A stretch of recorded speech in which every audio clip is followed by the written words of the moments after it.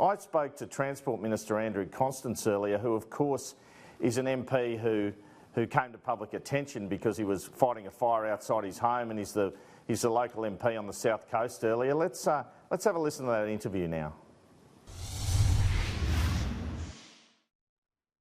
Constance, thanks for joining us. Now, the Deputy Prime Minister Michael McCormack's made some interesting comments about the states in relation to bushfires. He says they've been let off the hook this summer. He says, quote, everything has fallen in the lap of the federal government. The states, some of their members have come out swinging hard when in fact they needed to look a little bit closer in their own backyard to see that their own governments, and some of them were in government, weren't doing enough and weren't doing anything, quite frankly. I'd say one of the people out swinging hard has been you. What's your reaction to these comments?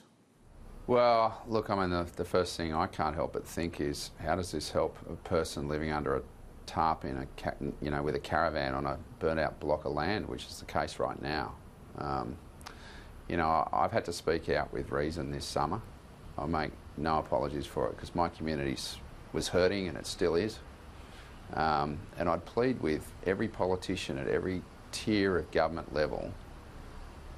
People want change in this country. They want change from regional New South Wales perspective, and whilst we can all get into this blame game, and we might feel better about ourselves when we see our names in the newspaper, the reality is that we've got to help people, and we really do need to help people. And it wouldn't matter if it's people who are suffering trauma, or a small business owner who's making the decision to close their doors right now, or a person back on their block without water but living in a caravan or under, with a tarp. I just, this is the time to bring out the unity across all tiers of government.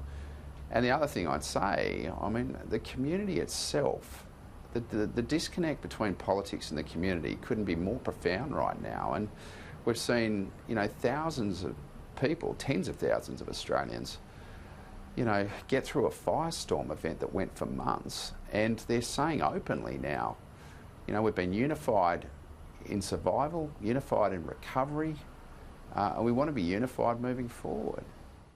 Well, but Mr McCormack does seem to be putting the onus back onto your government in particular, Mr Constance. He says, we can't do it all as a commonwealth because that's their obligation and responsibility. What do you think of him saying this? We've just had the biggest natural disaster in our nation in terms of scale. Not necessarily in loss of life, but certainly in terms of scale and its impact. No one politician, no one tier of government, no charity can go alone here. We've got to bring everyone together, and that's why certainly over the last week I had a very constructive discussion with the Prime Minister about small business and the obvious and very obvious problems with the guidelines and the definition of fire affected, which has affected the ability for the money to go out so that people aren't being heaped on the New Start allowance and businesses aren't closing their door, and he listened. So, I've had a letter from the Deputy Prime Minister overnight asking me to advance hundreds of millions of dollars of infrastructure money, and I agree with Michael. We've got to stimulate the regions by, ensuring our recovery, as we've seen in New South Wales, and infrastructure-led. So, I can sit here and engage. I'm not going to engage like this anymore, Andrew. I'm over it. Quite frankly, we've got a big obligation here, and that's the most important thing, and that's to the people that put us into Parliament, give us the responsibility of leading through crisis, and that's what we need to do right now. What does Gladys Berejiklian feel about some of these comments from people in the federal government, I suppose? Have you spoken to her about it? Look, what I'd say about Gladys is that, we're not here to engage politically when our community wants a community-driven response. It's not a case of sitting down and comparing who's spending the most money and the way it's being spent and who gets the most credit. No one gives a stuff. They're not sitting around communities, trying to battle this terrible disaster which continues for us. I mean, the fire might have gone out, but the effect hasn't. And, to Glad's credit, I mean, she's done an incredible job with Shane Fitzsimmons. She's still very much focused on getting our communities cleaned up. That's now starting to happen. And it's a joint Commonwealth state funding initiative to do that. It's in the hundreds and hundreds of millions.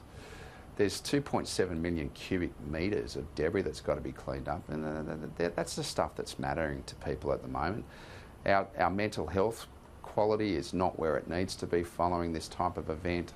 Our small businesses, in many cases, are on their knees. We've got some main dairy farmers who supply companies like Bega Cheese, like Timmy Solway, and he won't mind me saying this, he lost his dad, his brother, he lost his dairy herd. He's not going to want to listen to politics right now. You know, it's got to be put into this perspective, and the human impact of this can't get lost in political debate. Okay, but look, there is this palpable tension now between the New South Wales and federal governments, not only on the fires, on the coronavirus now with Brad Hazzard talking about funding, and it just seems to come up 2 or 3 times a week. Matt Keane on climate change, all this. What is the root of this tension? Why is there this sort of dislike between these two Liberal or coalition governments? Well, I mean, I'm just giving you an example of where we're working together. You know, there's always going to be tension between state and federal governments on issues from time to time, but for God's sake, it's not now. Our community just is nowhere in the mood for this. You know, you look at what's happening around the place at the moment, you know, the bubbles that exist around the political class in this country, I mean, they need to be popped. I mean, it's just tiring. You know, people are exhausted. They've now got the threat of the coronavirus across the regional areas as much as the metropolitan areas. It means people won't travel when we need people to get into these regional communities and contribute to small business making a dollar.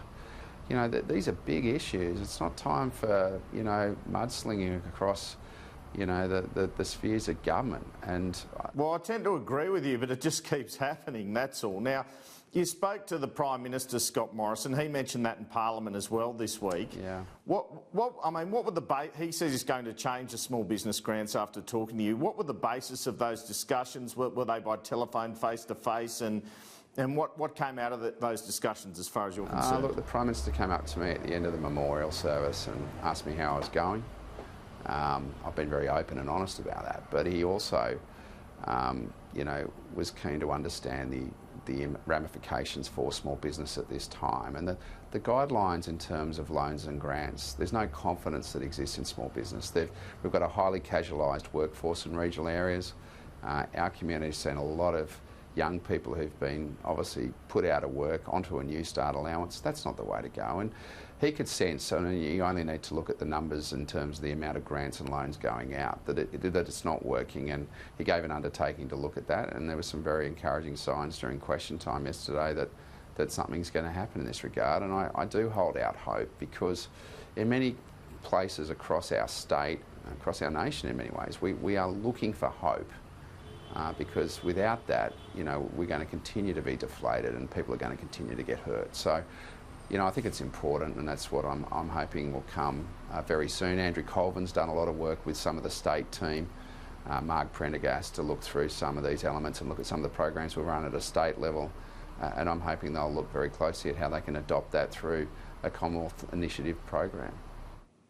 All right, well, you're the Transport Minister, and Mr McCormack and Alan Tudge came out yesterday, and I think you alluded to it earlier, said they wanted to see states bring some infrastructure projects forward to help with the coronavirus economic shock.